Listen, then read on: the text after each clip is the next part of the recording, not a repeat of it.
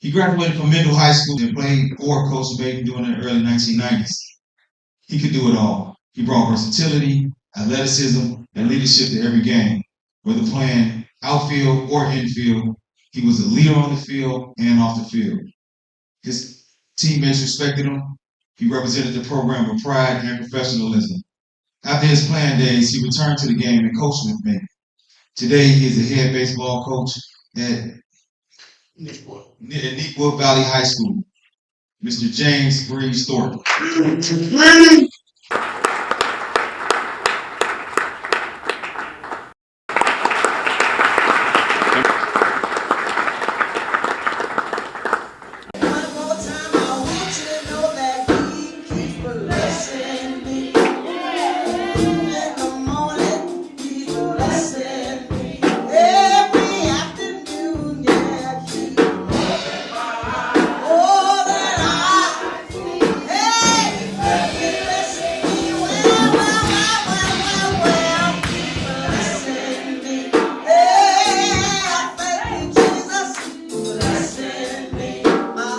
Welcome back to another edition of M.E. Mayden Classic Interviews, Coach's Corner with the coach, Michael E. Mayden.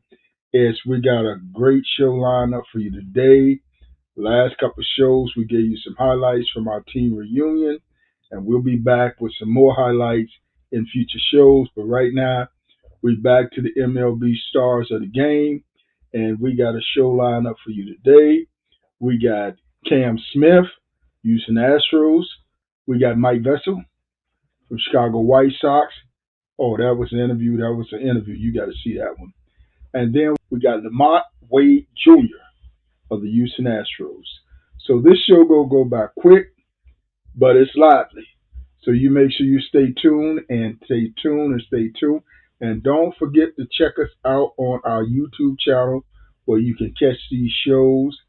So here we go. As we start today's show, we're going to get it going in high gear with Cam Smith, Houston Astros, and the coach, one-on-one. This one was a pretty good one, too. I enjoyed this one. I think Cam did, too. Coach on the road once again, take you behind the scenes with MLB stars of the game. I'm over here in the Astros dugout, and I got the man here, CS. That's right. How you doing? I'm doing great, man. Good to see you again. Same here.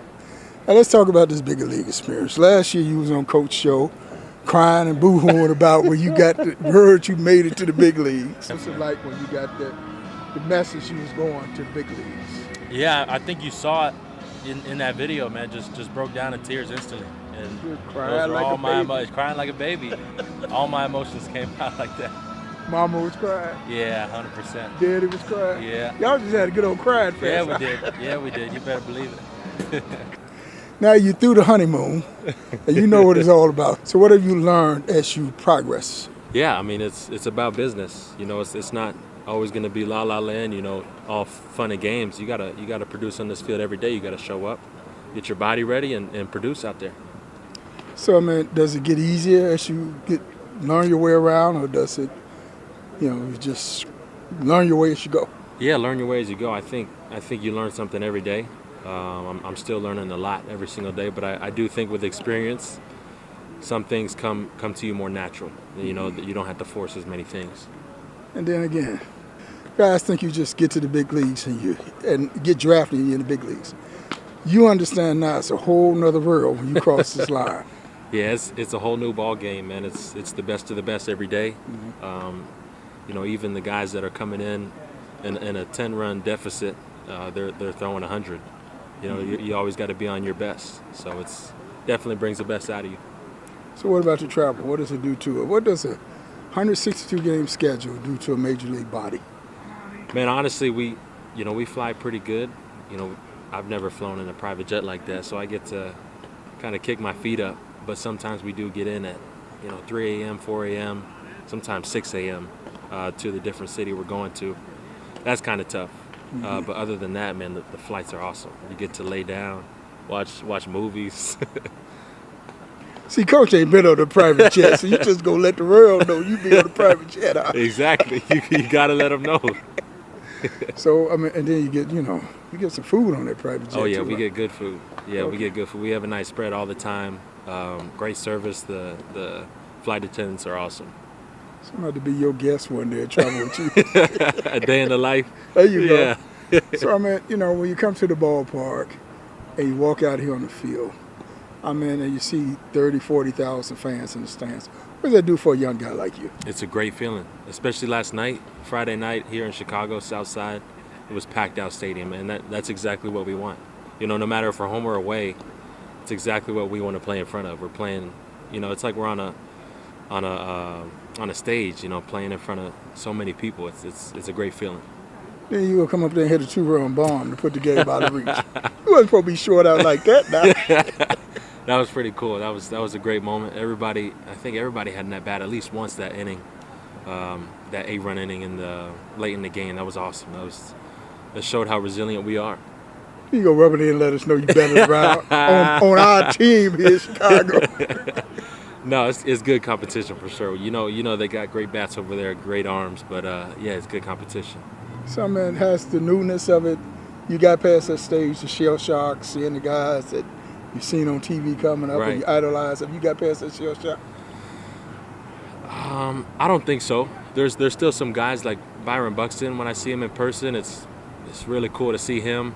When I saw a guy like Aaron Judge when he was playing, that was awesome. Pretty much, a few guys on the Dodgers as well, Freddie Freeman or Mookie Betts. Mm-hmm. It's just so cool to see those guys. I don't think I've gotten out of that mindset yet. You forgot to say Coach Mayden. Coach Mayden? Yeah, you forgot to say Mayden. Every time I come to Chicago, that's right. That's right. Okay. He trying to get another interview. That's what he trying to do. So I mean, you travel around and fans ask you for your autograph. I mean, they got to be different. They got to be a totally different experience. Yeah, it's really cool, especially to do it for the kids, and you see their smile on their face afterwards. It's awesome. It's a great feeling for sure. Hey, you was drafted by the Cubs. Do you look at what the Cubs doing and say, man, what could have been? Yeah, it's hard. It's hard not to think about what could have been, but honestly, I think I would be still, grinding in the minor leagues if I was still with them. I've got this beautiful opportunity here with the Astros, and it's been life changing.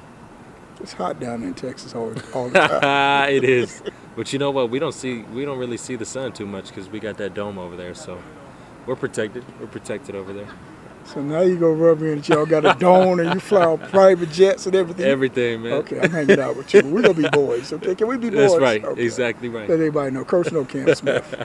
Yes, sir. All right, so I mean, on a serious note, I mean, when that youngster strive to make it to the big leagues, what would you say is inspiration to that youngster that got that ambition of playing in the big leagues? Honestly, work harder than the person to the right and left of you. That'll bring you a very far way. And I feel like once you get to this level, it's about the mental game. Mm-hmm. It's about keeping you here, and I think that's where the mental side comes in. The mental side keeps you here. It keeps you sane. It keeps you humble, right where your feet are at. But while you're working here, work as hard as you can. Harder than the guy to the left or right of you. And I know Torrey Hunter told me that from the start of the season to the end of the season, he lost about 15 pounds out there in the outfield with the Heat. What has it done to you out there? Honestly, I've maintained pretty good. We've got a good nutritionist. And they give me whatever program I have, and honestly, I've maintained weight pretty good. I think I've actually gained weight. I'm about 240 now. I think last year when I talked to you, I was about 220. That's what them private jets do.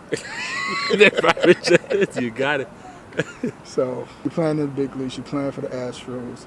I mean, what would it mean to you to be on an all-star team or quote-unquote win a World Series? Yeah, that's really all I want to do, especially win a World Series. I've thought about that so much, and I know we've done it here in Houston. Like I said, I've thought about it a numerous amount of times. I want to feel what that feels like. I've always seen it on TV, and I've seen people get emotional about it, like I did when I got called up. Yeah. We got that last year. I want to feel that feeling again, man. I want to know what that's like. Who are the two players that you first got autographs from when you got to the big leagues? Well, I guess Altuve and Correa. Yeah, right away. You just forgetting about Coach Mayden, ain't you? You keep getting me with that one, man. Okay, I got you. Coach on the road with the man CS. All right, thank you, my man. Appreciate it. Yes, sir. All Good right, catching thanks. up with you. Well, it's going to be hard to follow that one up, but I think I got one that even tops that. Mike Vessel, White Sox. Oh, he's a live wire. So him and the coach, we just went back and forth and went at it. MLB Classic interviews with the coach. Introduce you to the MLB stars of the game from the east, the west, the north, and the south. The coach and MV. The MLB stars of the game, and I got the man here, Mike Vessel. Yep. How we doing? That's me. I'm good, thank you. Thank you for having me on. We're taking our youngsters behind the scenes of what it's like being a major league ball player. Now, I coach high school baseball, coach college baseball, scouted for 5 major league teams. Every kid's dream of playing in the big leagues. MV in the big leagues. What's that feeling like?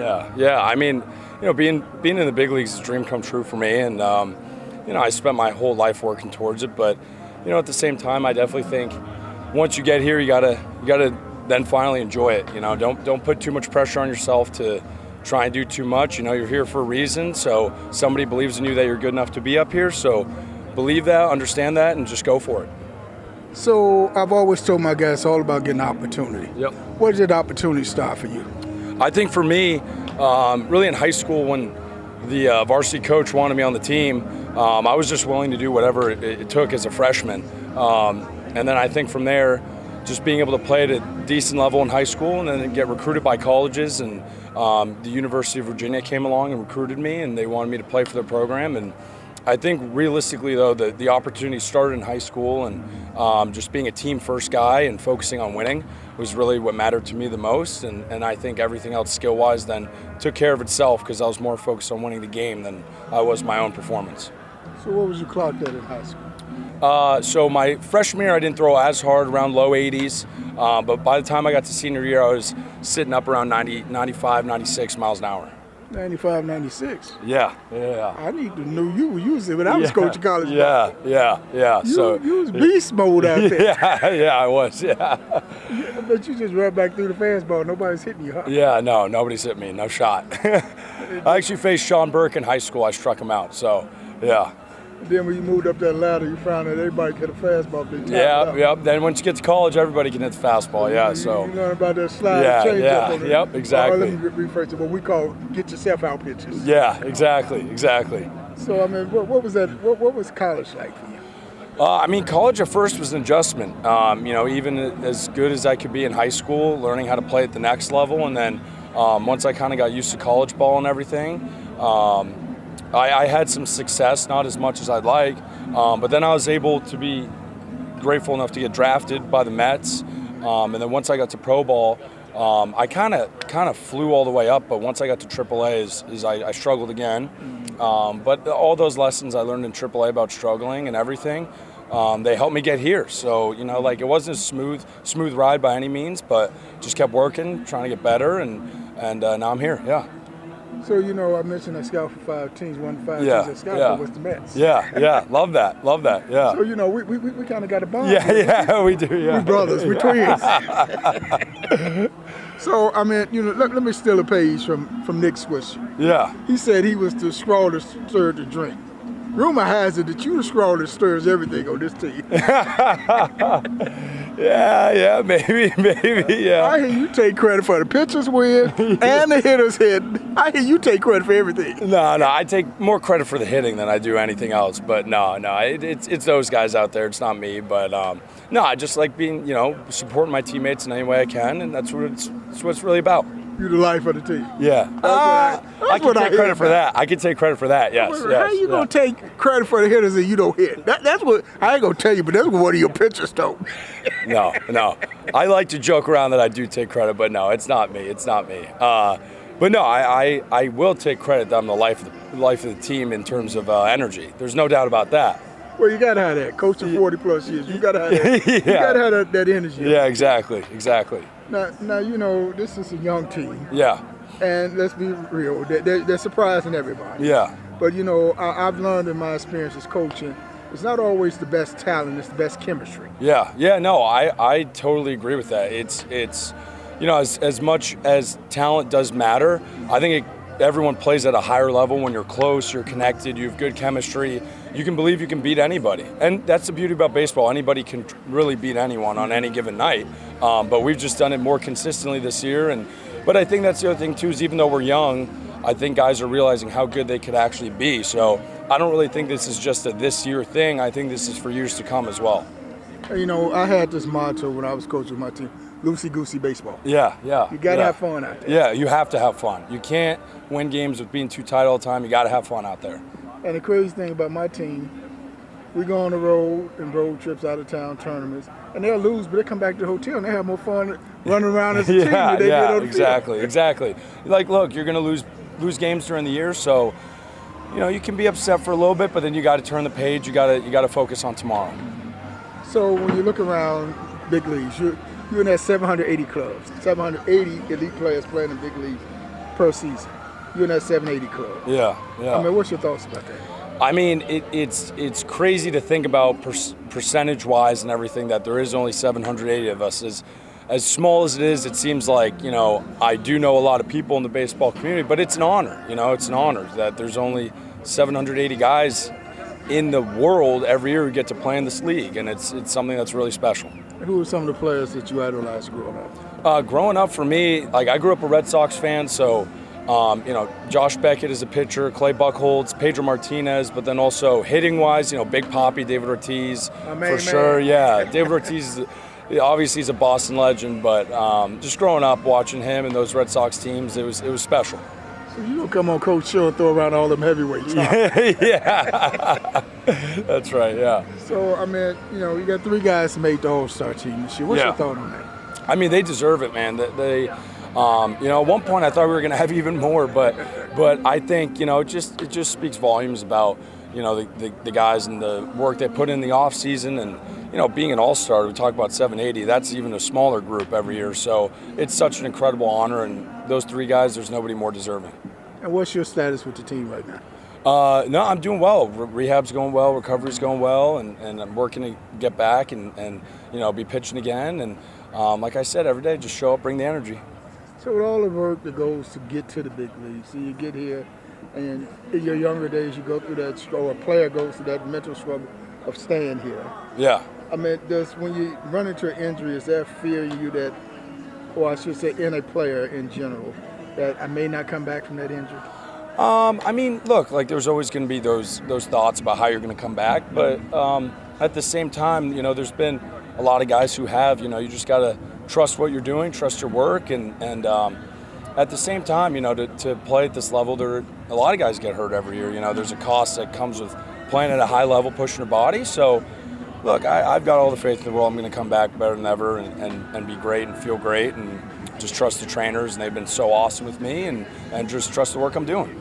Let me hit you with these last 2 questions. Very first time on the mound, who was your very first strikeout? My first strikeout in the big leagues was Ty France. Ty France, Minnesota Twins, March 31st. It was a fastball up. So, yeah, never forget that. Every kid's dream of playing in the big leagues. Get that call, you're going to the big leagues. Yeah. Walking that locker room for the very first time, see your uniform hanging up. What was that feeling like? I was amazed, especially the way it happened too. Showing up, it was even after spring training, and showing up here and getting to meet the team, meet my teammates, and I couldn't really believe it at first. I still couldn't process what was going on, but a year and a half later, and now I still sometimes. You got to remind yourself of how bad you want to get here, and then once you're finally here, like I said, you got to enjoy it. So I've just been soaking up every minute of it. Did you cry? I did. Oh, of course. You have to. Yeah, you have to. There's you can't not. Did Mama cry? Oh yeah. Oh yeah. She did. Oh yeah. Mama, we tell her over and cry. And see what makes our bond even more. What's your first name? Michael. We got the same first name. So we brothers for life now. Yeah, that's right. Coach on the road with the man. Thank you so much. Thank you. All right, thanks a lot. Yeah, thank you. We got Lamont Wade Jr. of the Houston Astros. Coach on the road once again, take you behind the scenes with the MLB stars of the game. I'm over here in the Astros dugout, and I got the man here. I'm going to let him introduce himself to my Chicago audience. Lamont Wade Jr. Lamont Wade Jr. Yes, sir. Where you get that name from? From my dad. Senior. Okay. Yeah, yes, sir. We're taking our youngsters behind the scenes of what it's like being a major league ball player. Yeah. Now, I coach college ball, high school baseball, Okay. scouted for 5 major league teams. Okay. Every kid dream of getting drafted. They think Lamar Jr. got drafted and was in the big leagues the next day. What you say about that? Not true. Yeah, you're going to rookie ball in Elizabeth, in Tennessee. For in my case, it's Appy League. I don't even think they have that league anymore. But no, you're not going straight to the big leagues. Whatever teams you get drafted for, you got to grind through the minor leagues. I know when I was coming up, you really had to go to each level, and if you did well at that level, then you might get promoted the next season, or you would restart that over and get called up at the All-Star break. But no, it's just still a lot of hard work to be done, a lot of hard work to be putting in, a lot of learning, growing, taking the failures and the success and trying to learn and grow from that. So it's a long journey. I got drafted in 15. I made my debut in 19. It's kind of back and forth, and then I really didn't really stay up until really 2021.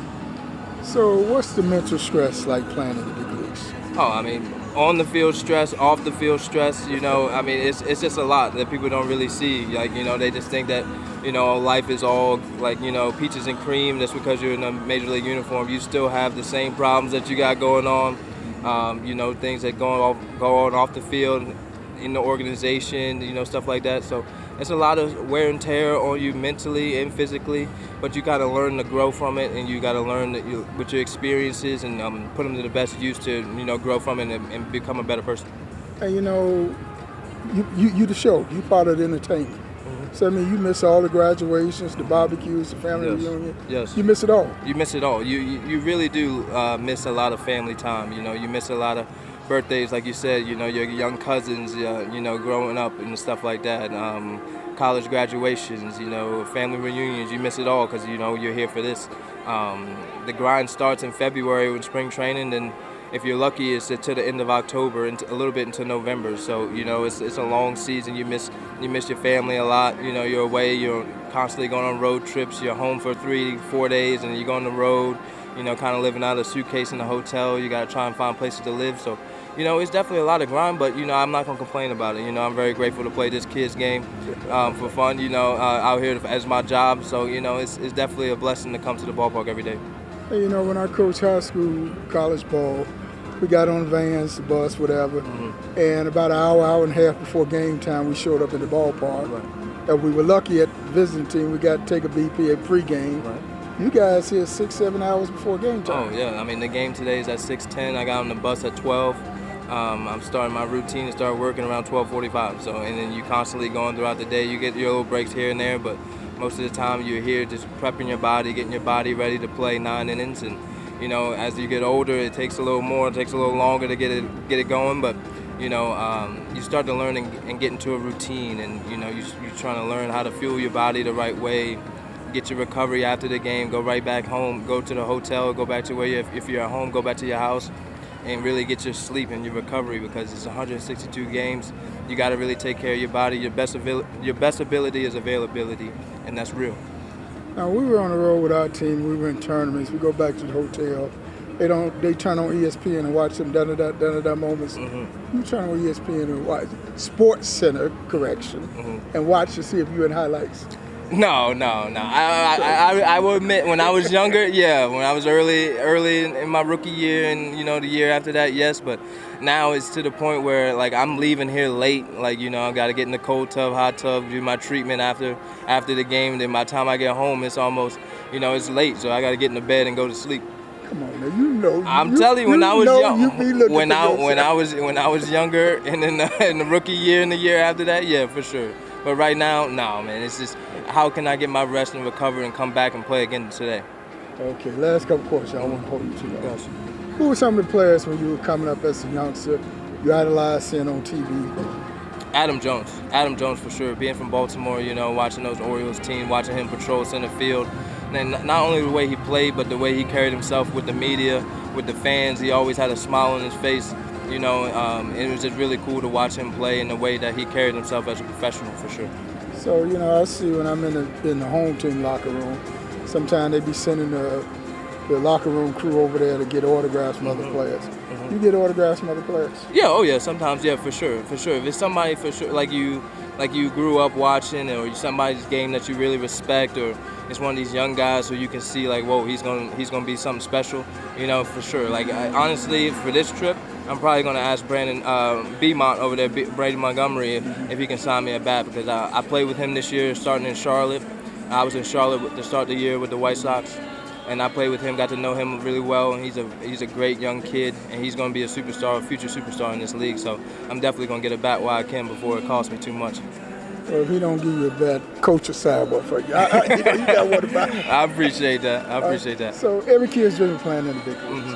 You get that call, you go into the big leagues. Walking in the locker room for the very first time, see the uniform hanging. What's that feeling like? Oh, it's emotional because of all the hard work. It makes you think back to T-ball. It makes you think back when your mom and dad were driving you all over the place, state to state, to play in these tournaments, to be seen, and stuff like that. And think about college and everything, all the hard work, the minor leagues, everything that you go through in the minor leagues, all the long bus trips, going from small city to small city, not the best accommodations and stuff like that, and then to finally get here and you see the bright lights, like you said, you see your jersey in there, and it's like, whoa, like it's a very cool moment. You try and take it all in, but as soon as you get out there on that field, it's time to compete, because they don't feel anything that you're feeling. They trying to get paid too, so you just try to put it away, but you soak it all in for sure, because it's a special feeling. Did you cry? Not at the field, but when I got back to the hotel, for sure. Cry. At the hotel, not at the field. Mama cry? Oh yeah, for sure. Mom and dad, for sure. All right, last question. Last question. You know you got to get ready for a ball game, so I don't want to hold you too long. We definitely going to get you next time we see you. First major league hit? First major league hit was in Minnesota. We were playing against the Nationals. Single past the first and second baseman. First major league home run? In Cleveland off of Bieber. Coach with the man. Appreciate it. Appreciate you. Thanks a lot. Yes, Thanks sir. for taking the time. Absolutely.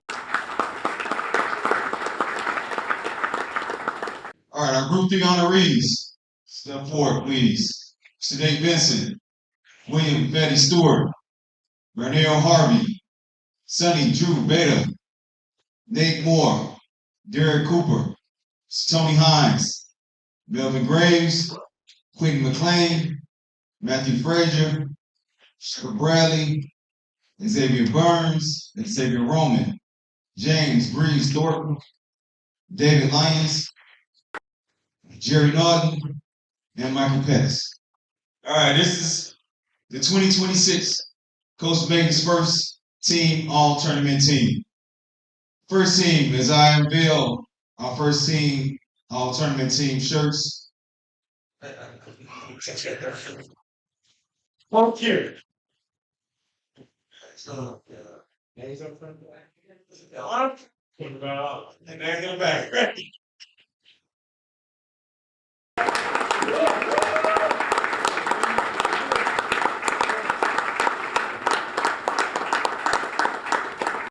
Well, once again, as I told you, this show went by pretty fast today, and we wrapped it up over in the Houston Astros dugout, and we got Lamont Wade Jr.